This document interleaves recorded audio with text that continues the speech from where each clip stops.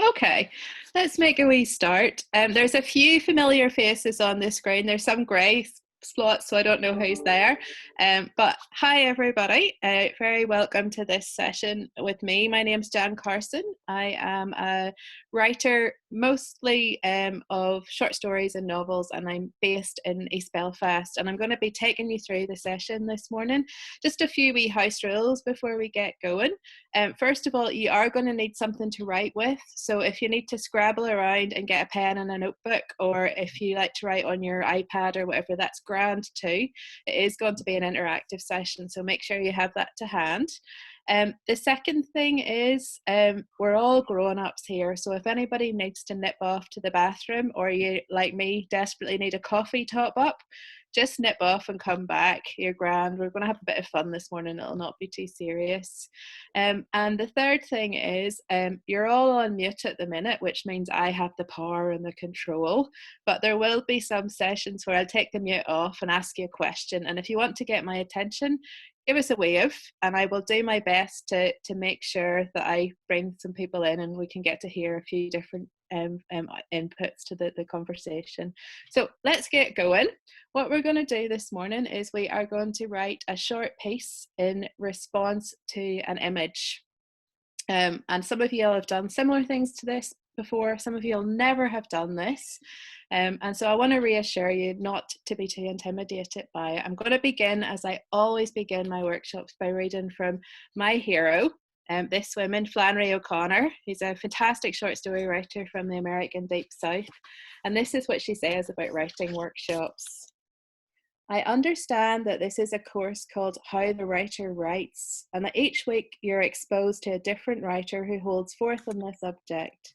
The only parallel I can think of to this is having the zoo come to you, one animal at a time. And I suspect that what you hear one week from the giraffe is contradicted the next week by the baboon. And why I always read that is because A, Flannery's a genius, and B, just to let you know, there are no right or wrong answers when it comes to writing. You can sign up for these courses that'll tell you there's a formula to write the perfect short story, and it's rubbish. It's about finding what works for you. Every writer comes at it from a different perspective. So if these tips and techniques work for you, hold on to them. If there's anything I say this morning that's nonsense, chuck it out. I won't be offended at all. And we'll try and get everyone's confidence up and hopefully have a piece by the end of it. So today we're going to be writing what I like to call postcard stories, and these are tiny little pieces of microfiction, about 250, 300 words. They're not very long. During the lockdown, I've been doing one of these every day. I do them on a bog standard postcard like this. This is the first one I lifted off the top of the pile, and it's actually quite a nice one. We space on the back, and I get about 300 words in there. I write based on things that I see, observe, hear, steal during each day. So there's only one caveat to a postcard story. It has to be written influenced by something you've experienced that day. And that helps me to keep my imagination really sharp. It's something the writers have to get used to, being extremely nosy. So everywhere you go, whether you're going to Tesco's or you're out for your daily dander around the park, keep your eyes open for something that could provoke a story. Keep your ears open. I like to earwig on people in the queue in Tesco's, or when I'm on the bus, I like to listen to other people's conversations. That is perfectly acceptable if you're a writer. Probably not so much if you're trying to be a decent human being. But there's influence that comes in from absolutely everywhere. And one of the key things that I use to write and to give me these little stimuli for ideas for stories is visual art. I love to go to the art museum or to the gallery to take an image and to pull it apart and try and find a story in it. And I was really, really lucky. Before the lockdown happened, I had a month-long residency in Paris, which is just nice saying that. I got to be a writer in Paris for a month. And I got to go to all the art museums and every day pick a different image and write about it. So I thought I'd begin the session by reading you one of the pieces that I wrote about a particularly lovely image that I saw in an art gallery there. I think Jid can pull it up for us. This is the Happy Ladies one, Jid. You know what I mean? I'm going to just share my screen here with you. Spare 2 seconds, folks, and you'll be able to see this. Right. Let's see. Can you see this okay? I'm going to go full screen here. We thumbs Everybody up. see those cheery ladies? Yeah. So this is an image that I encountered in one of the smaller art galleries in Paris, and I absolutely loved it. It's an image called La Promenade de Dimanche au Tyrol, which is basically Sunday afternoon walk in Tyrol. So I'm going to imagine that these ladies have just been to church, and they've probably been to the sort of Presbyterian church that I grew up in, because you can see the happy backs on them there. So this is the piece that I wrote about that, and you can see it's all about observing the little details and then trying to read a story into it.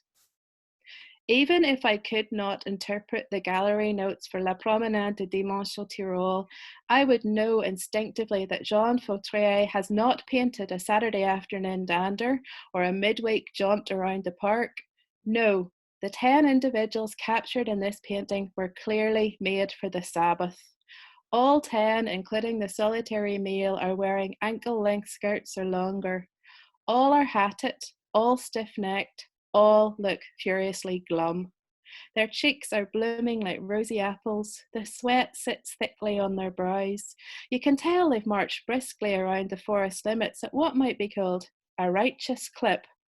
You can tell they've taken no time for chat. Most likely they do this every Sunday between morning service and evening prayers.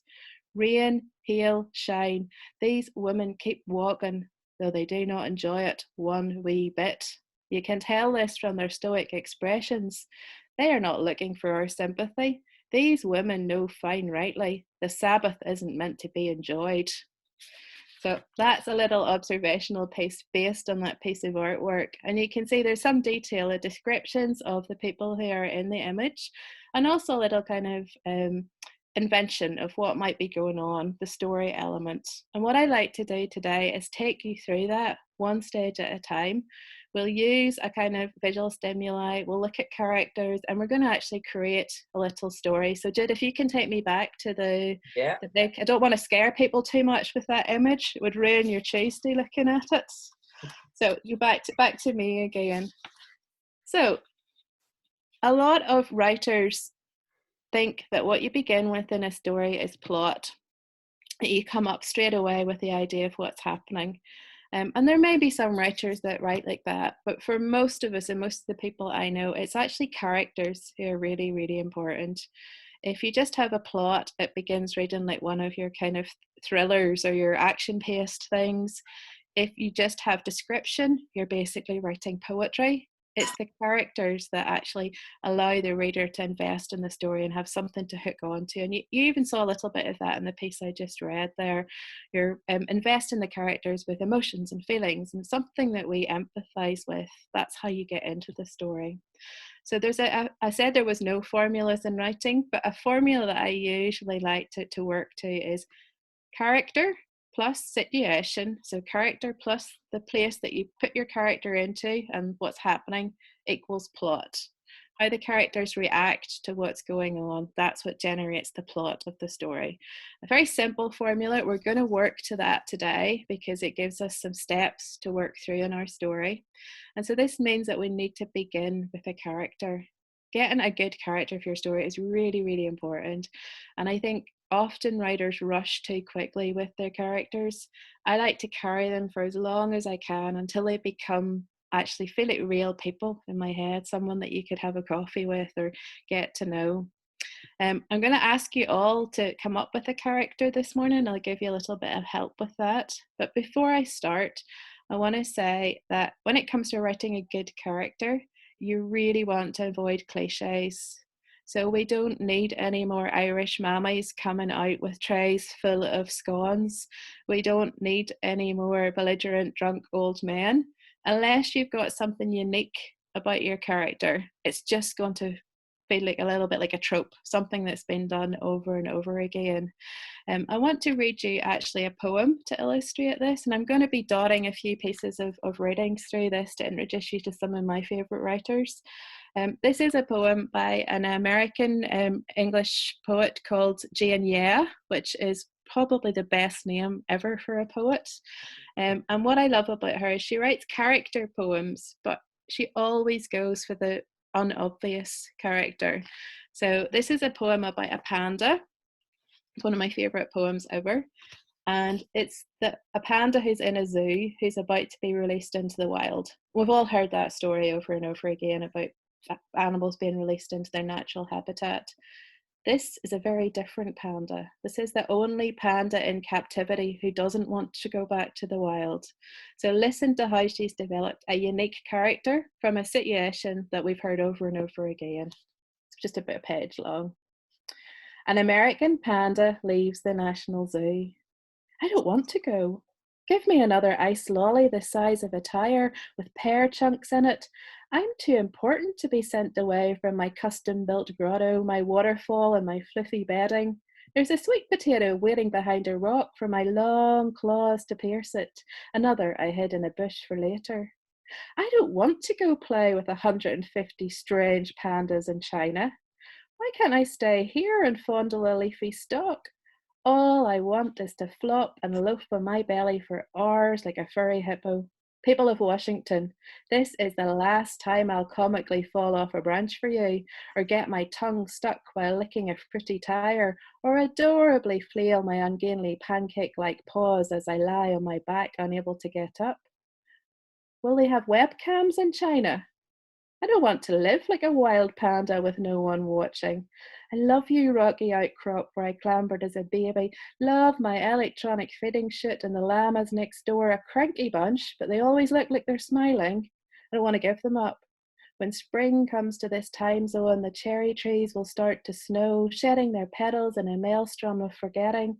Who knows what makes them do it? I love them till I die. This is the last time where people will speak to me in English or play popular music to see if I'll dance or make kissy faces at me from behind a glass wall. Adios keepers, adios observers, adios playful otters, adios haters. There are always a few. I don't want to know about the future. It always gets here sooner or later.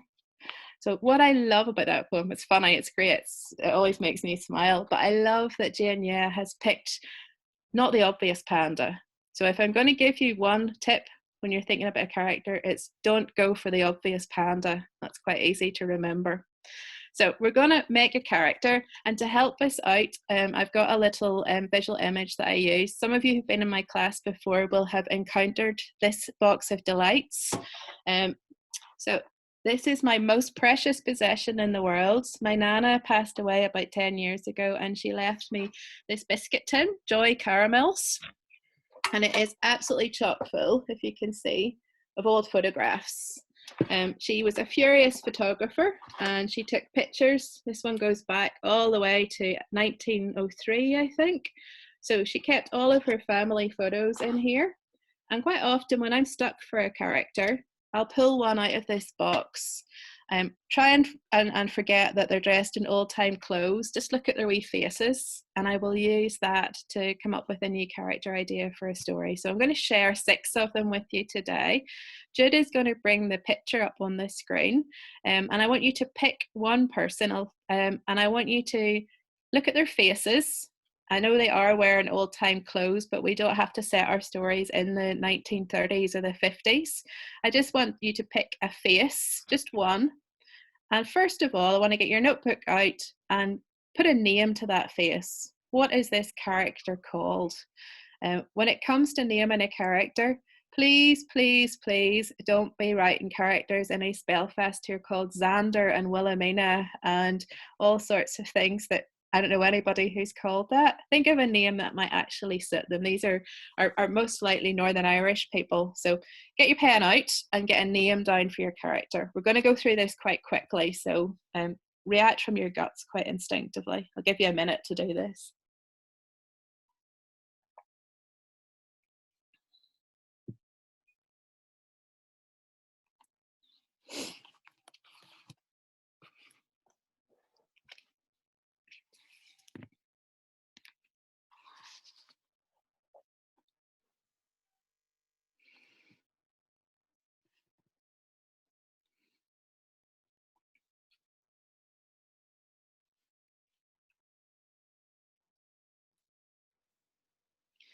Okay, so hopefully you've got a name for your character. We'll keep that screen up just for a little second longer. The next thing that we want to do is to give the character a little bit of flesh, a little bit of detail. What are they like? So I'm going to ask you to take a few minutes and write a short paragraph. It doesn't have to be fancy writing, it can be bullet points if you want. Just some things about this person. Now, they could be physical descriptions, what sort of age they are, what they do for a living, any skills that they might have. They could be more interior things, like this is a very nervous person, or this is a person who is very gossipy, or this is a person who really, really, really wants to go to Disneyland. Anything you like. I forgot to tell you at the start that I am a magic realist writer, which means that I've got an overleaping imagination and I tend to put weird, mystical things into a lot of my writing. So if you fancy doing that, I'm completely up for characters with superpowers or whatever you like this morning. But I want you to concentrate on both the exterior, the description of the physicality of your character, and also what's going on inside them. I'm going to read you, just to give you a really good example of this, a tiny little bit from Flannery O'Connor. This is from her short story collection, A Good Man is Hard to Find, which I bought thinking it would show me how to find a good man, and it didn't, although the short stories are very good. This short story is called Good Country People, and it's about a woman who's seduced by a travelling Bible salesman who coerces her up into the hayloft to have his wicked way with her, and then steals her wooden leg and leaves her up there. So you can tell from that Flannery's got quite a dark sense of humour, like me.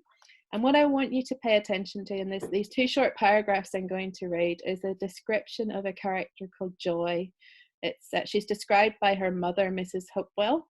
And Joy, we get an insight into both what she looks like and also what's going on inside her. Mrs. Hopewell, who had divorced her husband long ago, needed someone to walk over the fields with her.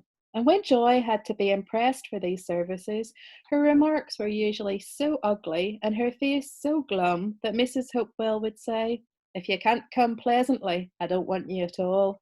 To which the girl, standing square and rigid-shouldered with her neck thrust slightly forward, would reply, "If you want me, here I am, like I am."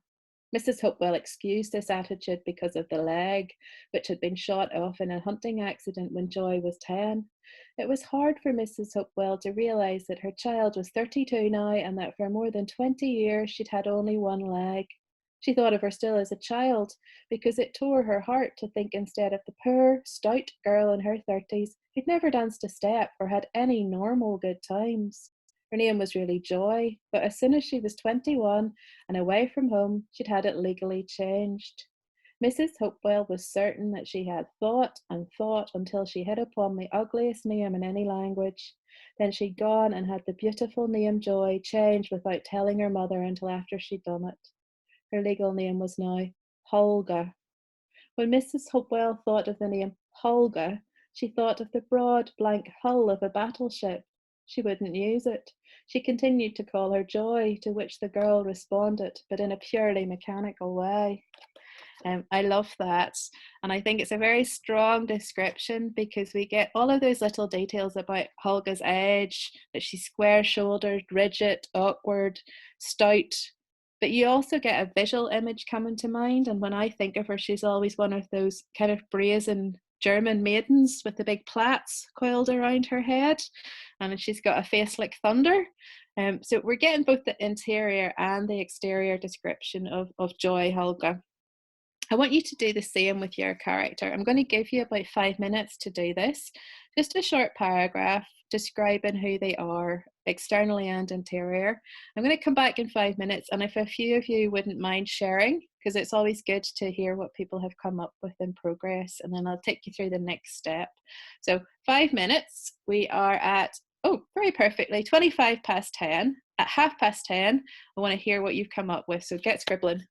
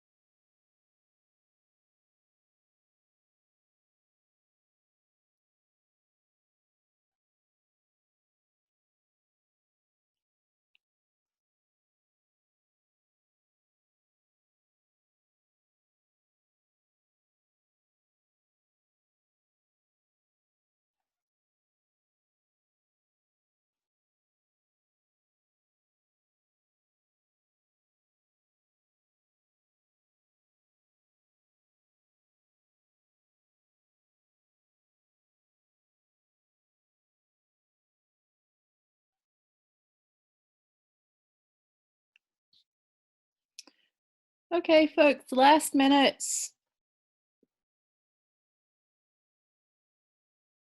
Then Jude, I'm going to ask you, can you bring me back to seeing everybody's wee screen?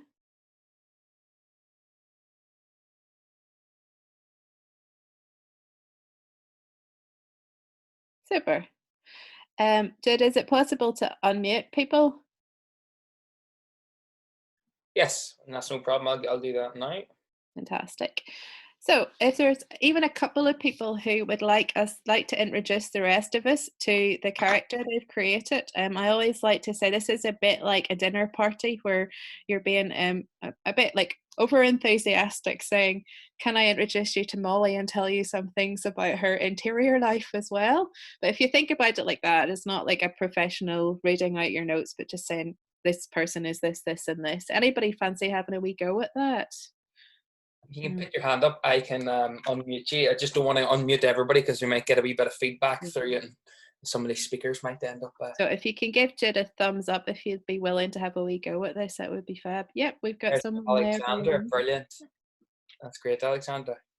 Hi, I'm not sure if I'm doing this right, but I'll give it a go anyway. I'm 12 years old and have long brown hair, which my mother plaited today. It's a bit tight and still feels uncomfortable. I'm shy, and when I'm uncomfortable, I tend to giggle to cover my shyness. It also saves me from having to say a lot, as people think I'm laughing at what has been said by someone else. Behind my smile, I notice everything that is going on around me, and I think about it a lot. I know I see things that other people don't see. Fab, that was perfect. Well done. Yeah, and it feels like we're getting a bit of both the outside and the inside there. Great. Let's see. See, that wasn't too scary. Thanks, Alexandra. Anybody else want to have a go for us? Got Francis. There you go, Francis. Okie doke, thank you. So Sadie always looked older than her age. She's the jolly one, never described as beautiful, but sturdy. Sadie doesn't feel particularly jolly and is therefore a caricature of the person other people had formed. Buxom was another word she hated. However, Sadie does dream. Dream of a life where she can travel to exotic places. She wants to be a pilot. A fighter pilot given half the chance, and then she'll take out all the repressed rage at those who remarked, "Don't mind Sadie, she's a jolly sort, really." Sadie's quite terrifying, but I like her. Yeah, poor Sarah. Her name's Sarah, I didn't forget to say, but people call her Sadie. She hates it. Yes, I am familiar with that. As a person who's not called the name that they were given, I can sympathise with Sadie. Let's see, can we do one more and then we'll move on? Let's see, anyone else want to have a wee go for us? No. Oh, we've got one more. Thank you. Oh, we've got two, so we'll do these two. Brilliant. I'm ahead there, Anya. That's you first, Anya. Okay, fine. It's the man on the top right, I think it was. And again, he's William, but everybody calls him Bill. He was a late baby to his parents. He lived alone in the bungalow on his parents' farm. Both of them are now gone. His mother always worried about what would happen to the boy they talked about as Slow after she'd gone, but he'd surprised them all. They didn't know he'd be able to manage the housework as well as he'd managed the farm work. And all the things she'd done for him, she just hadn't given him the chance. Oh, yes, that is very familiar. I've been writing quite a bit about kind of rural places in Northern Ireland, and that thing with the farm and the parents, very, very familiar. Well done. Thanks, Anya. And we've got one last to chap up in the corner. I wish I could see everybody's names. Yeah. I see you unmuted now. Would you mind telling us your name again? It's iPad 2 at the minute on our screen. Is it Jim? Yep. Brilliant. Cheers, Jim. Do you want to have a go? Right. My character is Barry Livingston, but Barry's a frustrated 19-year-old brother to the girl in the picture with him. He's a tall, lanky character who finds it difficult to walk across the room without stumbling over something or bumping into something. But he's also a very dutiful young man who's been left in the care to care for his sister. I used the rest of the characters in the picture to build a family around him. So he has two married sisters, and the two brothers that he looks after, and a grandmother who is quite a terror. I said at the start he's frustrated. He works in an office somewhere and he's frustrated. He wants to be. I have absolutely no idea at this stage what he wants to be, but I think there's something there that he's feels himself tied down into a role ahead for him. Excellent. Thank you. These are fantastic. For 5 minutes work, well done, folks. What we need to do now is your characters are still a little bit flat. So we know a wee bit. It's good that you said that, Jim, there, but you're not too sure what he's frustrated about. That's what we need to go into the next level of getting to know our characters a little bit. I'm going to do something a bit cruel now. I want you to all imagine in your head someone that you know extremely well. It could be a partner, it could be a parent, it could be a friend or a sibling. Get that person in your head. And I want you, this is the cruel bit, I want you to put them on the deck of the Titanic as it's sinking. That might give you some more pleasure than others if you're dealing with a frustrating mother or something at the minute. They're on the deck of the Titanic. There's one lifeboat, one seat left in the lifeboat. And I want you to think what that person would do Are they going to shove everybody else out of the way to get the seat? Are they going to help other people onto the lifeboat? Are they going to go into hysterics? You will be able to know, because you know that person. They're a real person. You know what makes them angry. You know what their sense of humor is like. You know how they react under pressure. It's exactly the same with characters. Once you begin to get to know a character, their motivation, what they're afraid of, what they hope about, all of those things, they start to become real people to you. And you'll hear writers saying this awful literary thing, oh, I didn't write that. The character told me what to write. This is what they're talking about. They spent enough time with their character to instinctively know how the character is going to respond in a situation. In my experience, my characters never tell me what they want to do. They just tell me what they won't do. Like, I would never say that, or I wouldn't lose my temper like that. There's a few people laughing, so you must have characters like I have in my stories. And there's a quick cheat that you can do to get under the skin of your character, to find out a wee bit more about them. And that's to ask them questions. You can ask them a lot of questions if you want, but we haven't got time to do that today. So I have narrowed it down into 4 questions that will help you get to the guts of your character. And this is a good exercise to do with any kind of story that you're writing. Any characters. They say that Chekhov wrote a short story about every character in his short stories before he wrote the short story, just to get to know them. Please don't do that, or it'll take you about a century to write a book. But this is a quick way to get to know your characters. So once again, react from the guts. Jot down the very first thing that comes to your mind, because that's probably going to be the actual truth with this. We haven't known our characters for long enough to do too much deep work. But first thing that comes to your mind. 4 of these. First one, I want you to write down, what's your character's biggest hope? What is it they really, really want in life? It could be to be a millionaire. It could be to get married. It could just be something simple, like they want people to like them. What does your character really hope for? Jot it down quickly, 1 line. And we're going to move through these very, very fast.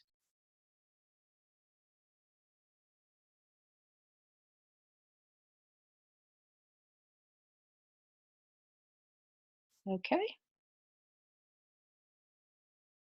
Now, I'm going to flip that on its head, and opposite of that, what's your character most afraid of?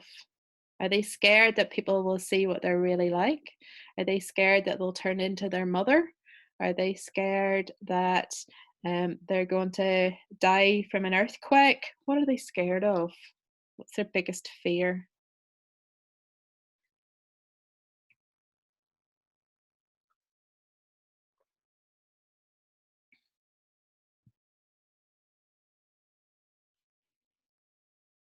Okay.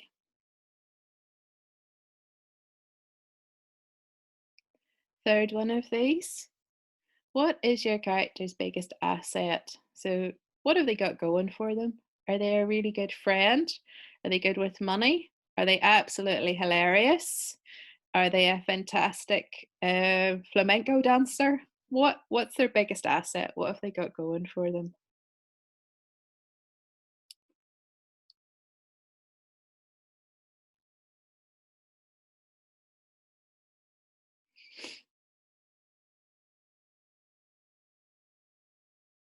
Okay.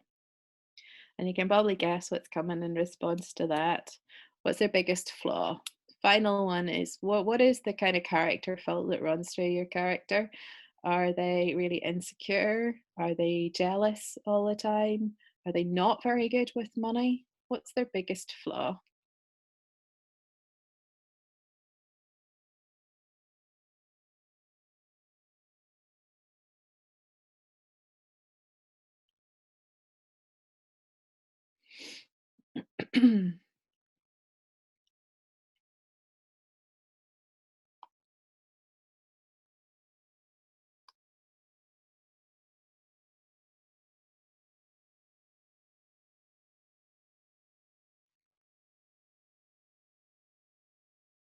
Okay. So what you have in front of you now, in, let's see, what time are we at? In less than half an hour's work, you have got a description of your character, exterior and interior, and you've got a small psychological profile of your character, a person who didn't exist half an hour ago. So you've already done a lot of the groundwork on your story at this point. What I would normally do if we were in a classroom and able to chat is I would fire you out some scenarios, some real life kind of things, like what would your character do if they went to the hairdresser and got a really bad haircut? Bearing in mind what you know about the person in front of you, would they kick off and start shouting the place down? Would they pretend they're happy with their bad haircut? What would they do? And as you go through those scenarios, you'll probably find actually that your character will begin to tell you how they would react. Oh yeah, of course I would kick off because I'm really insecure about my appearance. Or, oh, I wouldn't say anything because I really, my worst fear is people staring at me and everybody being the center of the fuss. Your character's flaws, hopes, attributes, all of those things will come with them wherever you take them in the story. And what I love about this is you can tell any story umpteen different ways just by changing the voice of the person who's telling it. So you could take your character and put them at the night that the Berlin Wall fell down. And each of you would tell that story from a different perspective because you've got different issues and angles and hopes and characteristics. It's a really, really good way to rework stories that have been done before. But what we're going to do today is we're going to put our character into a specific setting. And we're going to put them into a setting based on the thing I did at the start, a piece of art. And what we need to do for that is to describe, first of all, the place that your story takes place. I mentioned before about writers being super nosy. You also need to be super observant. I talk often about being able to take off my writer hat and put on my reader hat and see things with fresh eyes. It's absolutely the same when you come to write a story. No doubt you have, like me, I live by myself in this house. I haven't really seen anyone now for, 2.5 months or something. And I don't notice things, walk past things every day, and I don't notice that there's a new spider web in the kitchen, or that, I could do with dusting behind this place or whatever. We're trained to just focus on, forget the things that aren't important to us. To be a writer, you have to do the opposite. You have to approach spaces with fresh eyes, to notice things that people might not always see.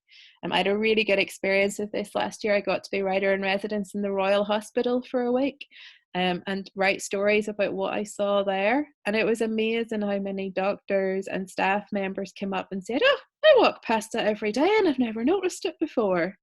It's that thing about seeing things with fresh eyes. So what I want to do to get you started thinking about this is I'm going to show you in a second an image that I am absolutely certain every single one of you will have seen a gamillion times. It's one of the most famous pieces of art in the world. And then I'm going to read you a description of it by the writer Olivia Laing in her book, The Lonely City. And I'm going to guess that, like me, you will see things in the picture that you've never seen before because she's approaching it with fresh eyes. When I read this description, I had to Google the image, pull it up and go, oh gosh, yes, that is there. I've never noticed that before. So I'm going to ask Jude if you could pull up our third or final image. Yeah.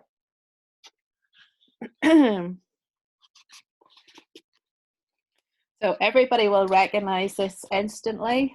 You possibly have it in a jigsaw or in a poster in your wall, or this is Edward Hopper's Nighthawks. And I'm going to read you 2 pages of Olivia Laing's description, and I want your eye to follow the details of it. Hopefully you can see it reasonably clearly. A tour guide came in then, her dark hair piled on her head, a group of visitors trailing in her wake. She pointed to the painting, saying, do you see? There isn't a door. And they crowded round, making small noises of exclamation. She was right. The diner was a place of refuge, absolutely, but there was no visible entrance, no way to get in or out. There was a cartoonish ochre-coloured door at the back of the painting, leading perhaps into a grimy kitchen, but from the street the room was sealed in, an urban aquarium, a glass cell. Inside, in their livid yellow prison, were the 4 famous figures. A spivvy couple, a counter boy in a white uniform, his blonde hair raked into a cap, and a man sitting with his back to the window, the open crescent of his jacket pocket the darkest point on the canvas. No one was talking. No one was looking at anyone else.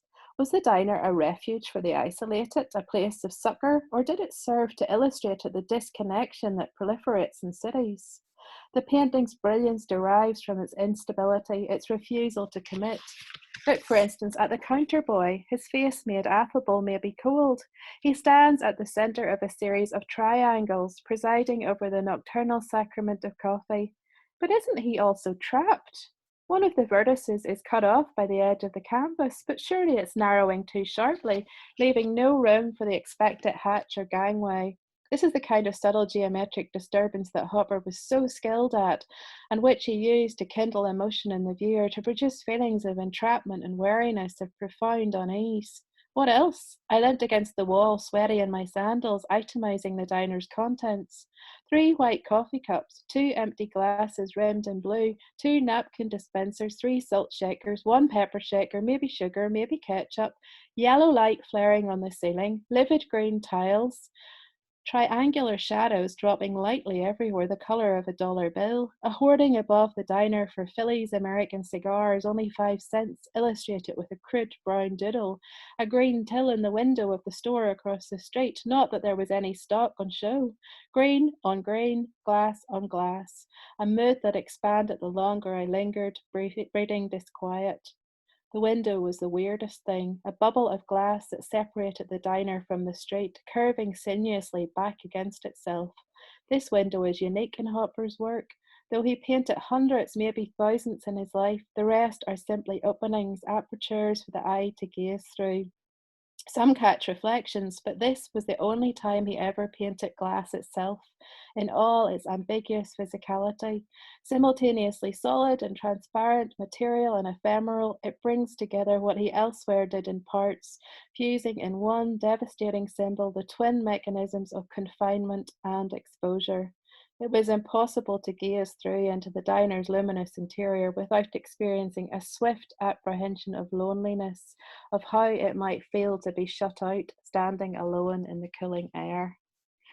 I think that's amazing. There are things, I've seen this image probably hundreds, if not thousands of times in my life before. Never noticed before that they're all stuck in there, that there's no way out.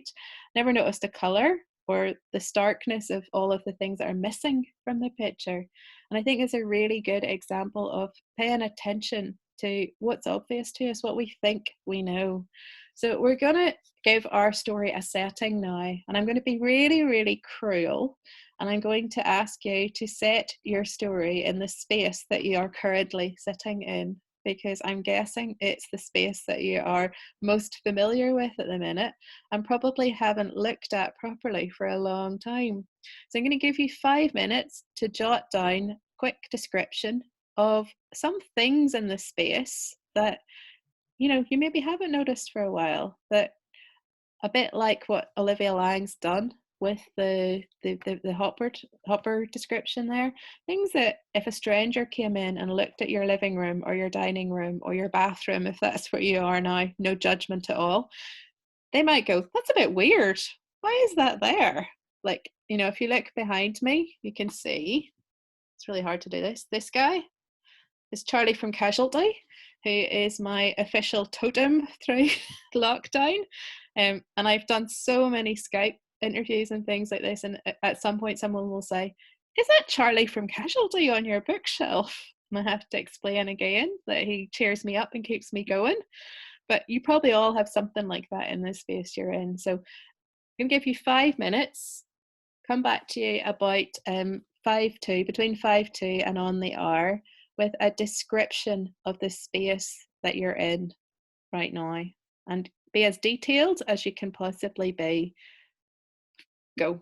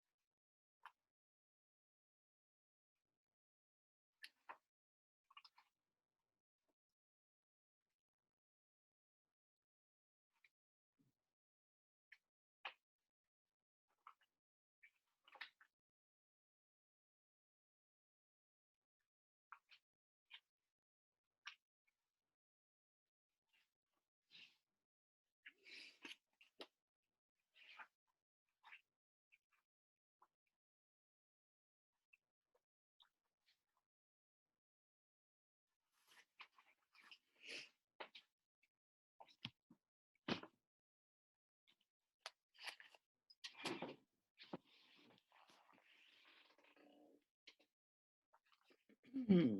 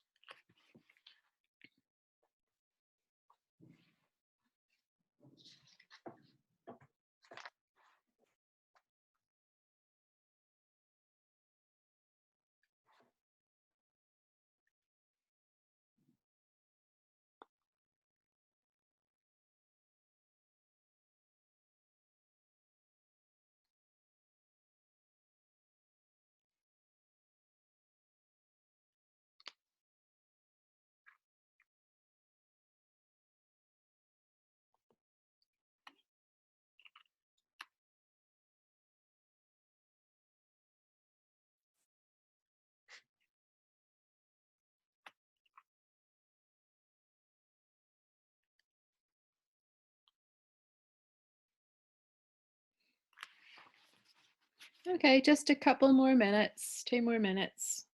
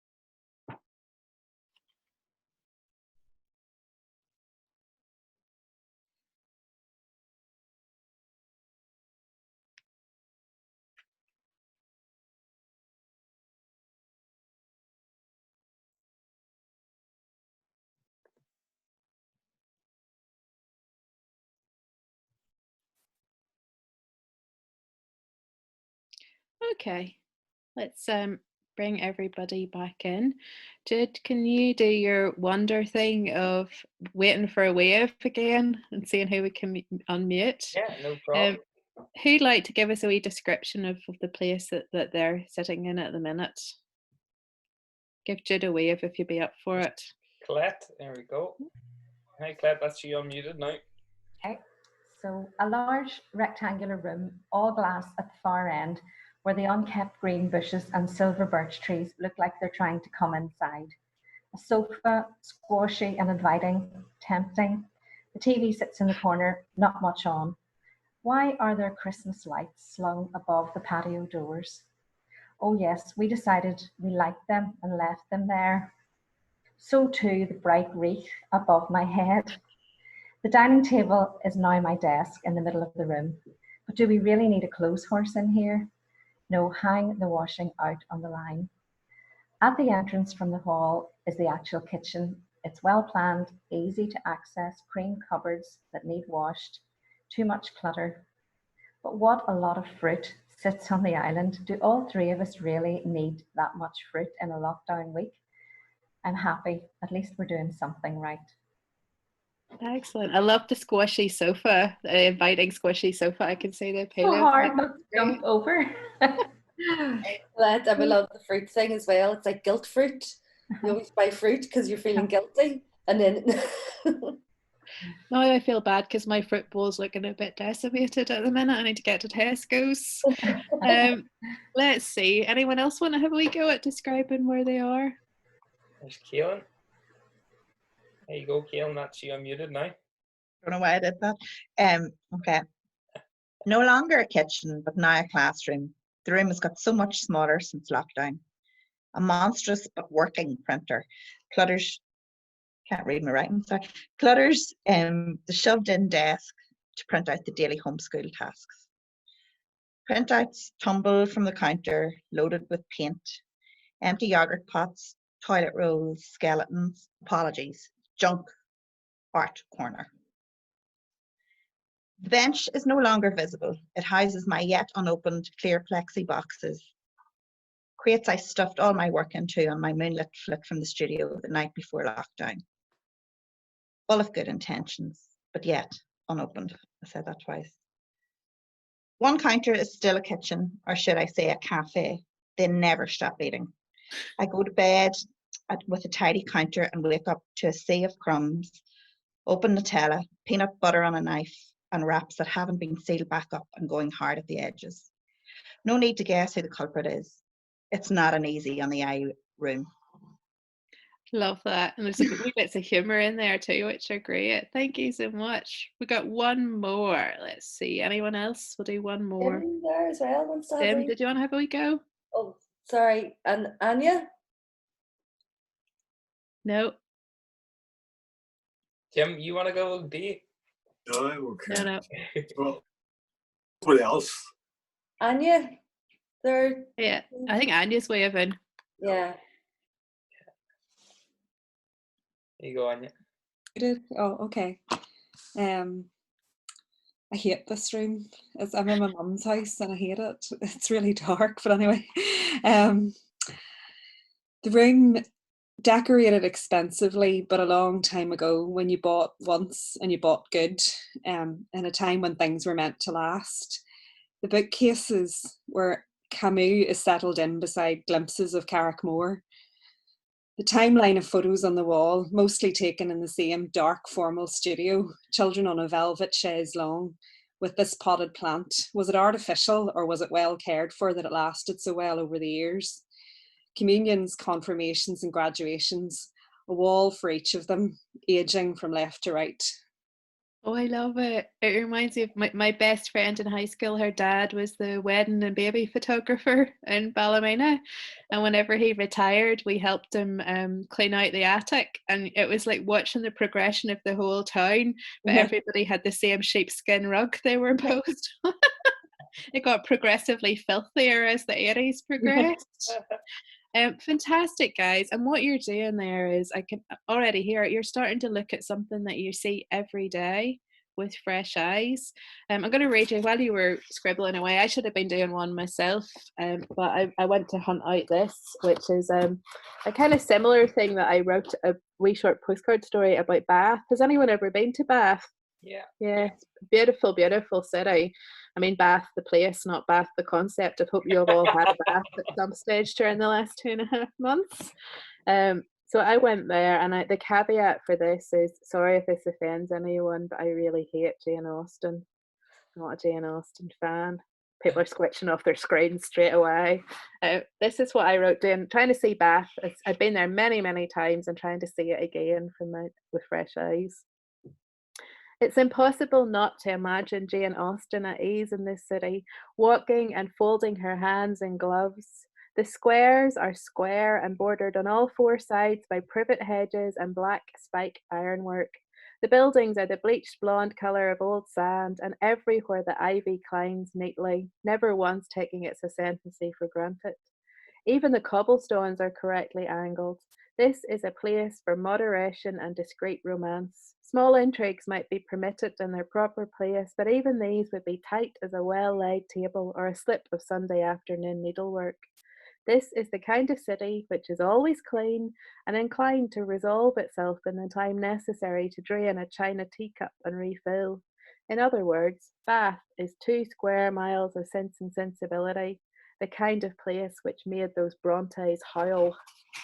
You can tell I am a Brontes fan. I think Emily would take Jane Austen in a fight any day of the week. So we've got our character now. We've got a setting.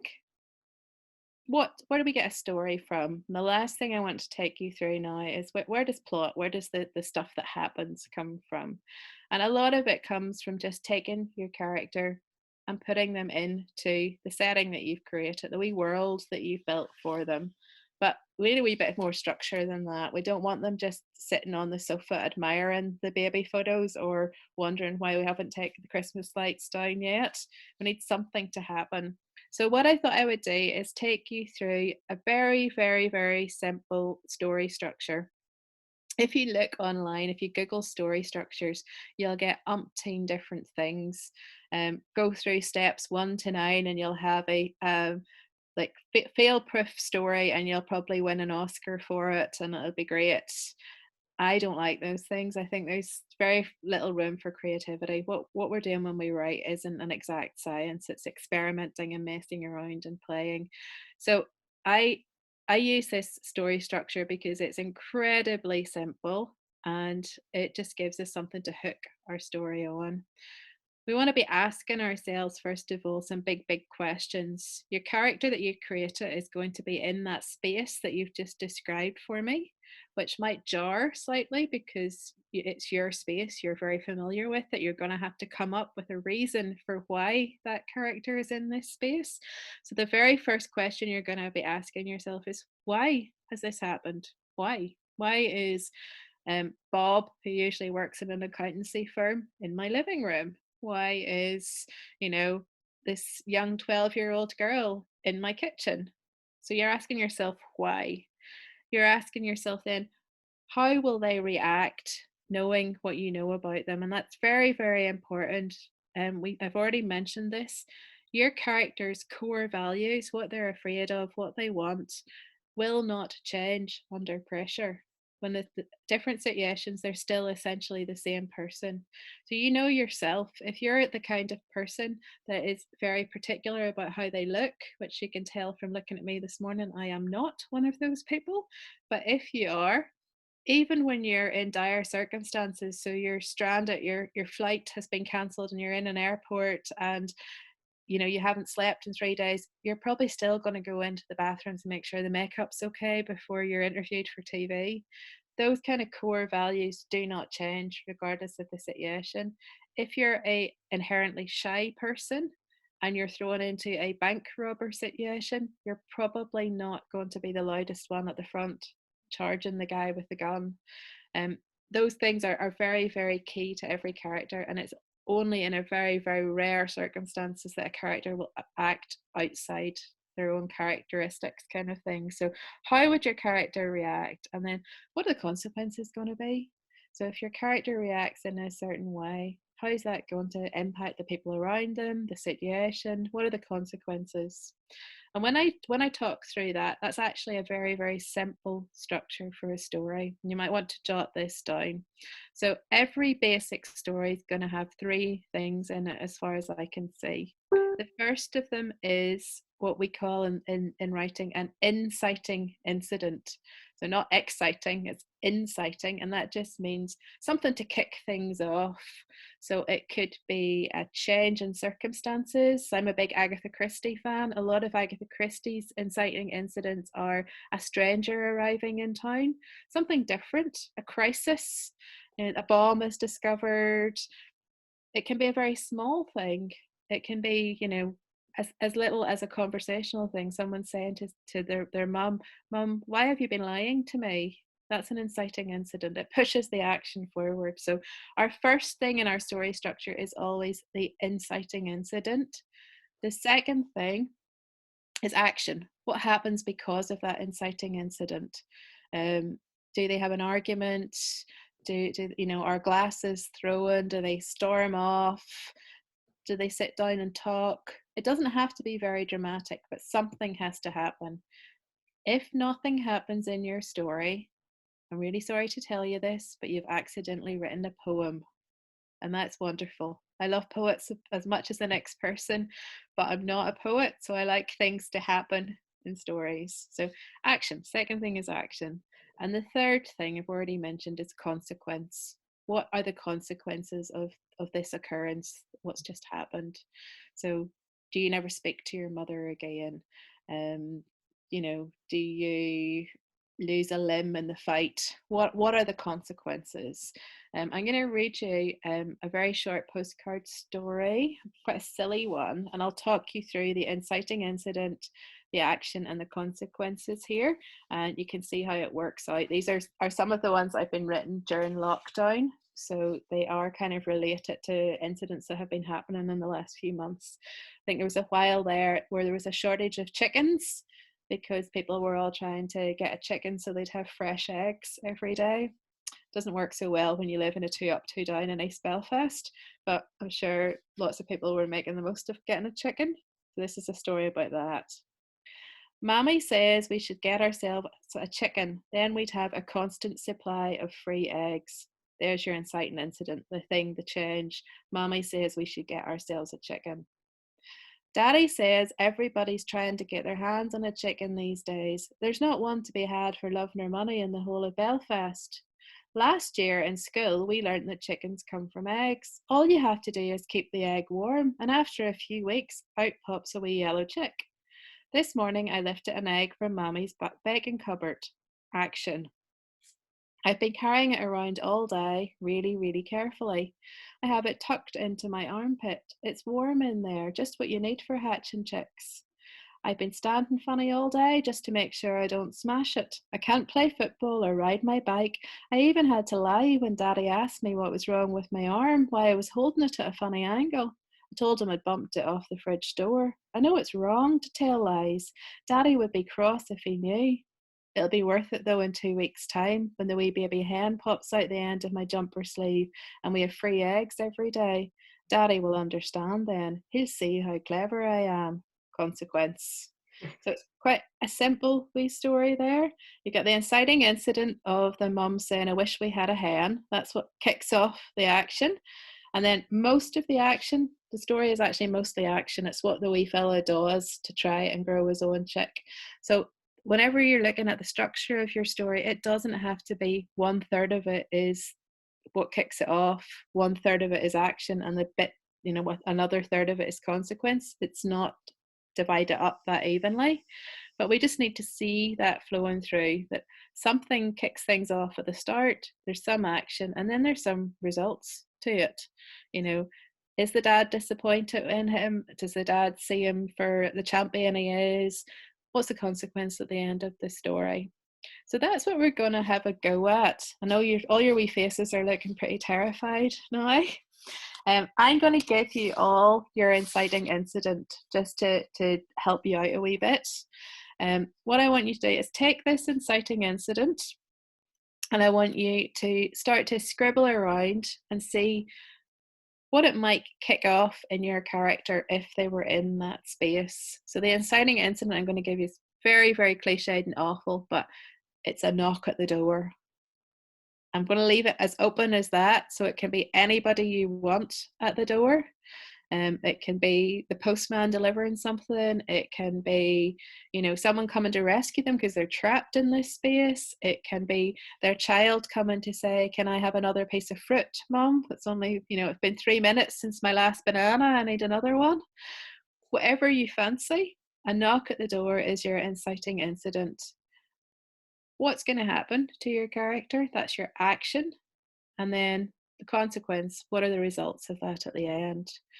Very, very, very simple structure. One last thing that I'm going to give you a wee hint on just before you get scribbling, because you've only got a little while to do this and you've only got a few hundred words to play with, so it's not going to be a huge epistle that you write. how to get started. And whenever you're writing it at the beginning, this is the most terrifying thing. Anybody else have the fear of the blank page? Yeah, a few people nodding. I have a commission on at the minute I have to write, and I wasted an entire day yesterday because I couldn't get the first line. I had to go and stomp around Victoria Park for 90 minutes before I could write anything on the blank page. A wee hint for this, for trying to get yourself going at the start, is an important word: orientation. A lot of people will tell you that the first line of a short story has to be, has to grab people, has to hook them, has to make them want to read on. And I think that's rubbish. The first line of a short story has to help the reader to orientate themselves. What do I mean by that? Most people read short stories one after the other in a book or in a journal, and you're asking your reader to jump from one world into the next. So my first short story collection, the first story is about fat people being strapped to a bed and shook until they lose weight. The next one is about a couple who are having a fight in a greenhouse, and the third one is about a human statue who stands still for so long he can't move anymore. Very, very different stories, different time frame settings. Some are real, some are absurdist, some are fantastical. What you're trying to do in that first little bit of your story is give your reader as many clues as possible as to what kind of story it is. So, when you write, there was a knock at the door, if you put like something in like, Jenny heard a knock at the door, or Jenny heard a knock at the living room door, Jenny heard a knock at the door, or Jenny couldn't understand why the living room door was being knocked this late at night. You've given me loads of information in that sentence about who the person is, where it's happening, when it's happening. So think about how you're going to orientate your reader with that very first sentence. You can give them lots of clues. If your pet story is only 300 words long and your reader spends the first 150 words going, hold on, what's going on? Where is this? Who are these people? They're not going to be enjoying their story. They're doing all of that hard work of trying to work out what is actually happening. Give them as many clues as you can at the start. Last piece of advice before I let you get scribbling is, and I've not sworn all morning, which is really good for me, so I'm apologising in advance. I'm going to say a swear word now. A writer that I really, really love is a lady called Anne Lamott. She wrote a fantastic book on writing called Bird by Bird, and she talks over and over again about what she calls the shitty first draft. And all writers have to get used to the shitty first draft. What you write the first time is never going to be perfect, and it is never, unless you're some kind of genius who descended from on high like Hilary Mantel, it's never going to be the end thing that you hand in. If you're doing that, that's really lazy. You'll edit and edit and edit and edit. So what you're going to do in the next 15 minutes is a shitty first draft, people. Get used to that and be okay with it. It's not going to be polished and perfect. It's just going to be having fun with words and story and trying to get something down on the page. Does everybody understand what they're going to have a go at? Writing a wee story, set in the place that you've described, about the character that you have investigated this morning, with the opening being there was a knock at the door of some sort. You don't have to write it exactly like that, but whatever way you want. Give us a thumbs up if you get that. Yay, brilliant. It is about 11:15 now. I'm going to give you guys about 50, actually I'll give you 20 minutes to work on this. I'm going to go and make a cup of coffee. Have a scribble. We'll come back at, my maths is terrible, we'll come back about 25 to, and I would love to hear some of these. So if anybody was brave enough to share, that would be fantastic. And then we'll take some questions at the end. Does that sound okay? Yeah. If you need caffeine, I also give you full permission to go and have some coffee as well. And I'll see you at 25 to. See you in a minute.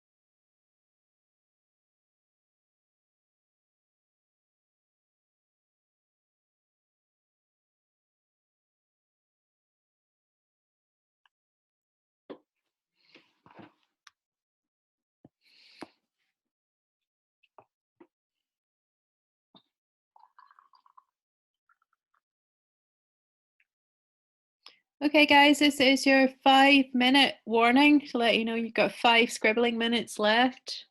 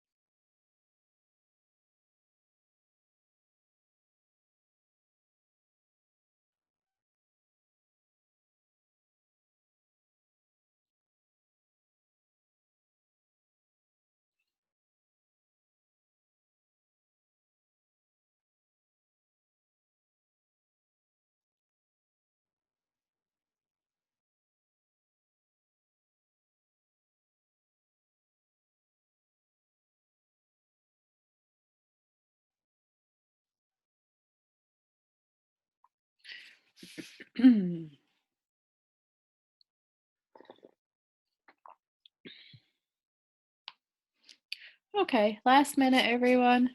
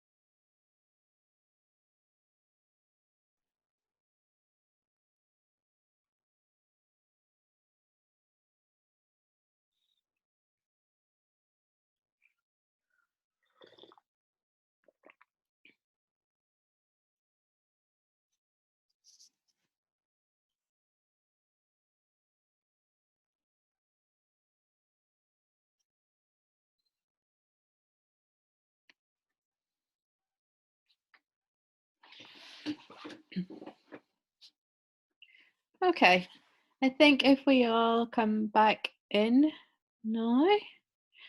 I know that was quite quick, and I'll emphasize again the thing about the shitty first draft. It was about getting ideas down, and hopefully there's something there that you'll maybe want to take and develop and think about a bit longer. But is there anybody who would be willing to give us a wee glimpse of what they've come up with in the session this morning? Melanie. Let's see. Jid, can you do the needful and unmute?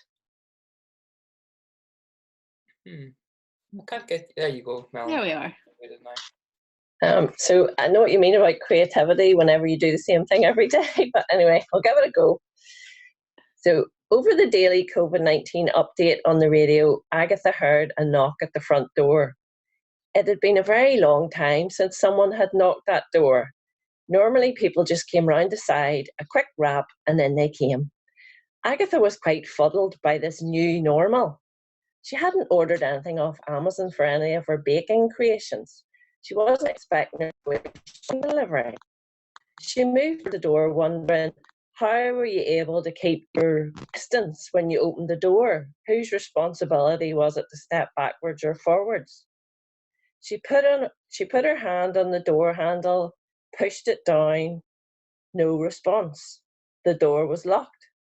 This threw Agatha into a panic as she wanted to know who was there, what did they want, and so she frantically started hunting for the front door key. She shouted to the stranger on the other side of the door, but double glazing was a curse today as she could hear nothing. Who was at the door?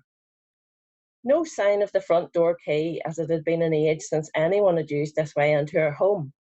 So she decided to throw caution to the wind and ran at full pelt to her side door, shouting, "Wait, I'm coming, wait!" The daily COVID update from the girls on the hill was just completing, and it went through her mind, wondering why their delivery was so boring every day as she rushed through the house. She reached for the door handle, yanked open the door, shouting, "Hello, I'm here!" But the stranger had gone. The mystery at the end. Everybody was like waiting to go, who is it? She won the lottery or something? Really good tension building up though. That was fab, Melanie. Thank you. Thank you. And really good. You really listened to what I said about orientating at the start, because we got lots of those like wee details with the COVID-19 update and who was talking, and we were orientated very, very quickly to what was going on there. So well done. That was a great first step. Now, people, do not be intimidated by that, but does anyone else want to have a wee go? Let's see, Jed, can you see anyone else want to have a wee go? Come on, there's better be somebody. A bit cheapish there. I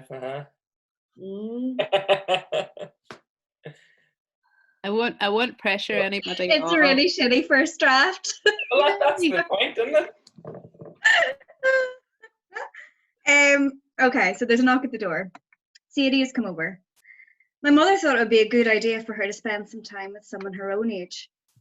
She's a bit old-fashioned, and I've dreaded this, as we have nothing in common, but it's too late now. She's affable with older people, but the one time we met before, I didn't see this jolly girl described. Sadie enters the room with a haughty air, and as she assesses the room, "Hi, Sadie," I say, but I'm met with a cold. It's Sarah. She's immediately drawn to the piano, which has sat there untuned due to nieces and nephews bashing the keys. She strokes it and opens the lid. Mother never bought me piano lessons, but I'd probably be good at it. There's an air of competency about her. I tell her she's more than welcome to play, but it's out of tune. She plays clunkily, the keys sounding discordant and more melancholy than melody. "If it was in tune, I would play better," she said. I didn't dare to disagree.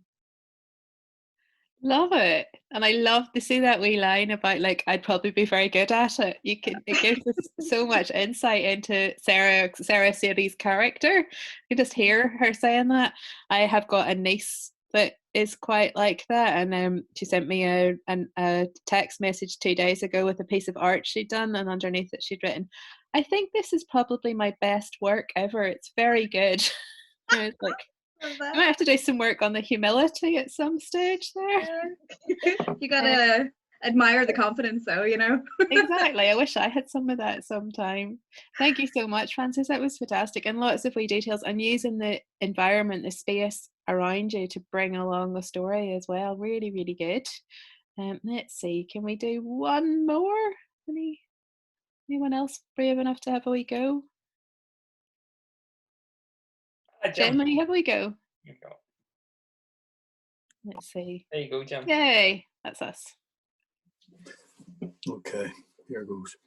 Barry has escaped up into his world, the chaotic oasis at the top of the house, where his sister's happy to leave him, and thank God Granny can no longer make the stairs.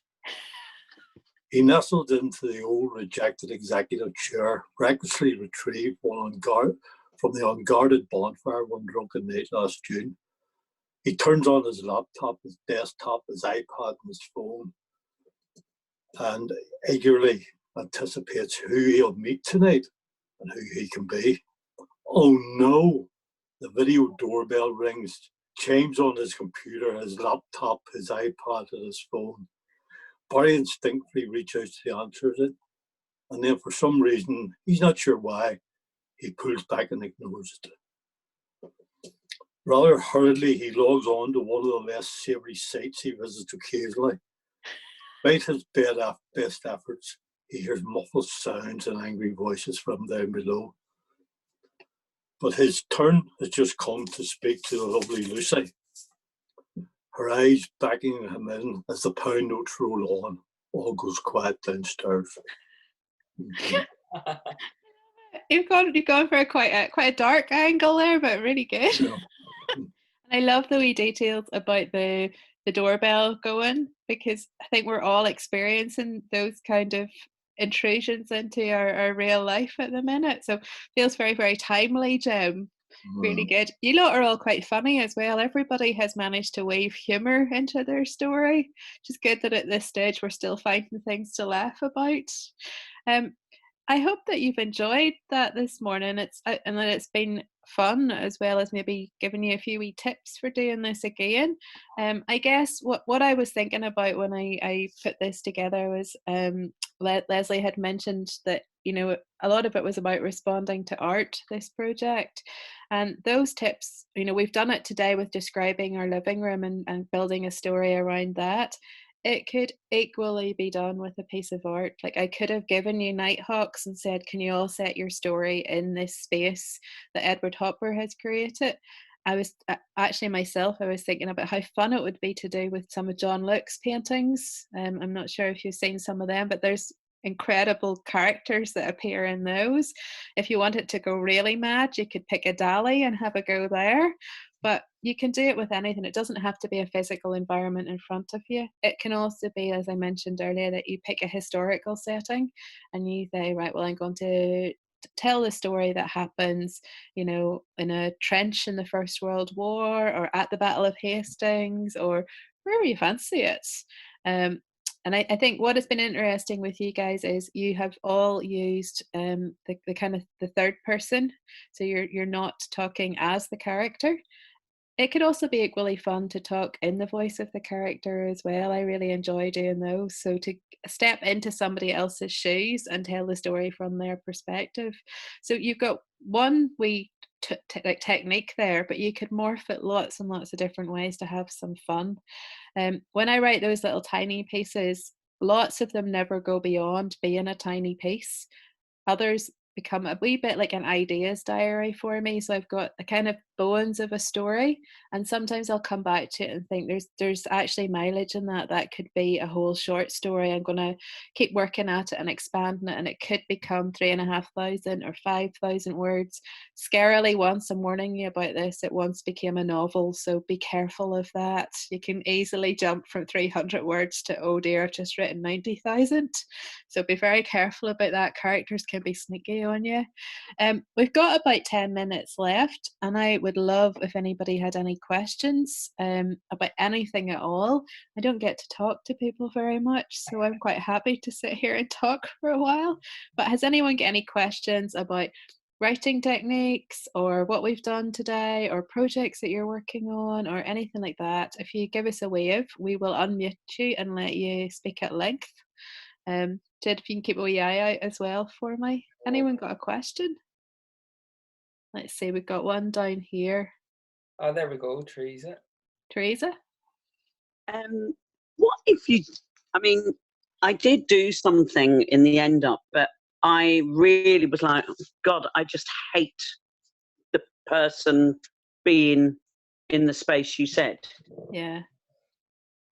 It's like being told to do something at school. Yeah, and I'm going to be really honest with you, and you're not to tell. Actually, Leslie, stop your ears for a second. Leslie's paying me to teach this workshop. I've never been to a creative writing workshop in my entire life, and I can't think of anything more hellish. I don't like being told what to do either. So when I said at the start about finding what works for you, as writers, that's really, really important. You know, we do sessions like these to kind of give us a kick up the backside to force us to do things out of our comfort zone. But don't feel if you took a reaction to it and it's something that didn't work for you, that's absolutely fine as well. What I will say is that there is an element for every writer where you have to sometimes push against what you want to do. For two different ways, and I'll talk about this briefly. The first thing is we're all going to have a gut reaction to what I call the devil on your shoulder. Every writer has a devil on their shoulder. Mine looks exactly like my mother. It's kind of like, oh goodness, anyone in the world can read this as long as my mom doesn't see it. You have to go to that place. If you can't get rid of the devil on the shoulder and write the things that you need to write, regardless of what your high school English teacher would think of you or your mother or everybody in the world, you'll never get past yourself to the good stuff. So that's one way you sometimes have to go to the place you don't want to go. And the other way is as you go on, you will get more and more and more commissions and things that are very, Leslie will know about this from the visual arts world. You sometimes get asked to do things that you have no inspiration. You're like, that's the most boring idea in the world. Why do I have to waste my weekend doing this? But you have to, because that's what we get paid for. So I've spent my weekend writing a short story for an Italian newspaper, which they asked for 1,500 words of magic realist fiction as a satire on current Northern Irish politics. And I just was like, can you think of anything worse to do with your weekend? But they're paying me. And I mean, that makes me sound like a terrible hack, but I don't make enough money to turn things like that down. So keeping your imagination muscles tight and able to respond to, you know, to write things that you maybe naturally would go, oh, it can be a good kind of good feeling to develop sometimes. But also knowing, like, you know, it's okay to draw a line and say, this isn't for me. No, thank you. Really good question, Teresa, though. Any other questions we've got? Like, actually, Jan, I just like to add, you know, the creative writing, it's like when people ask you to do a workshop, it's that people expect it to be something. One of the reasons why we wanted you to be involved was because we were talking about that stories, you know, and how you put a story into something visual. And the writing, and it also sort of reflects of where I was coming from as well in some of my work. Really like that you mentioned John Luke there, because it's one of the postcards that we've sent out in our pack. Has anybody got that? You see, it's great minds think alike, Jan. No, I didn't even know that. So, you know, so what's it? You know what? Yeah, there it is. Well done, Colette.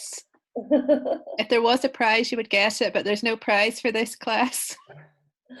Apart from our lovely presents. Listen, so are you all okay? Do you know where you feel a bit happier about your stories? About, you know, if you have a story, maybe you can do the visual relating to your text, or do you know, you can start with the visual and put your text around it. It can be fantasy. I mean, somebody had asked me the other day, you know, does it have to be about COVID? You know, it can be something underlying. You know, it can just be, that can be maybe set your presence, or it can be set where your history is, etc. You know, are you all okay with that? Okay, how are things coming on anyway? You have been very quiet on Slack. Not that I'm complaining, but I sort of am.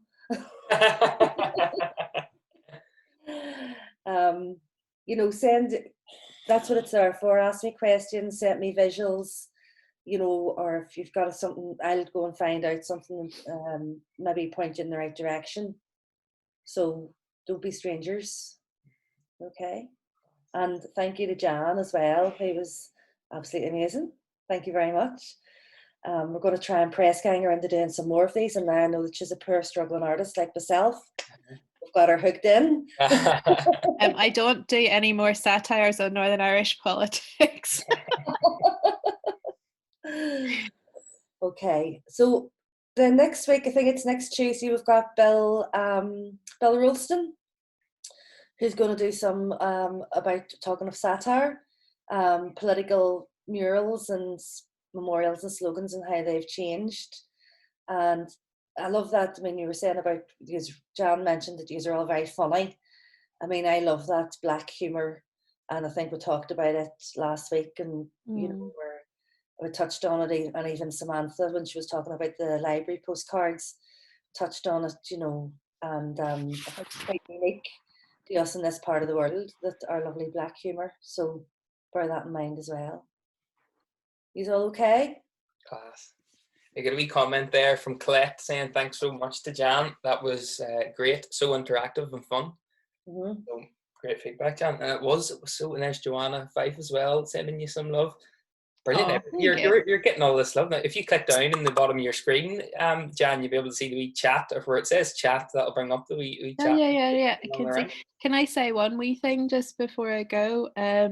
If anybody is on Instagram, I am writing a wee postcard every day at the minute during the lockdown. So I think we hit number 63 or something today. The postcards go out to older people in isolation. And I've got a whole team of amazing children who are doing illustrations. So if you want something cheery every morning, the Instagram site is just Jan's Postcard Stories.